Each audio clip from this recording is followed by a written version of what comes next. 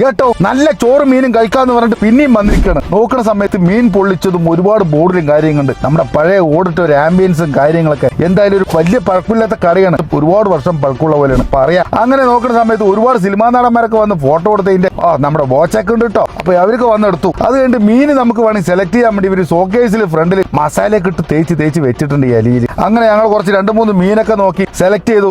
ഏട്ടാ മീനൊക്കെ ഉണ്ട് അടിക്കും പറഞ്ഞു. അപ്പോഴേക്ക് തന്നെ നമുക്ക് ഇലയൊക്കെ കൊണ്ട് തന്നു. ഇലയിൽ കുറച്ച് അച്ചാറും അതിന്റെ കൂടെ തന്നെ കുറച്ച് ഉപ്പേരി മീൻകറിയും കൊണ്ട് വെച്ചിട്ടുണ്ട്. തേങ്ങ അരച്ച മീൻകറിയാണ് കേട്ടോ. കൂടുതൽ എരിവുണ്ടായില്ല തോന്നുന്നു, കാണുമ്പോൾ അങ്ങനെയുണ്ട്. അപ്പോഴേക്ക് അടുത്ത സെറ്റും കാര്യങ്ങളും അതൊക്കെ അത്യാവശ്യം എല്ലാ കറികളും ഉണ്ട് കേട്ടോ. 2-3 ഐറ്റം കറിയുണ്ട്, ഇഷ്ടംപോലെ തരുന്നുണ്ട്. അത് ഏട്ടൻ അപ്പോഴേക്കും ചോറും കൊണ്ടിട്ടു.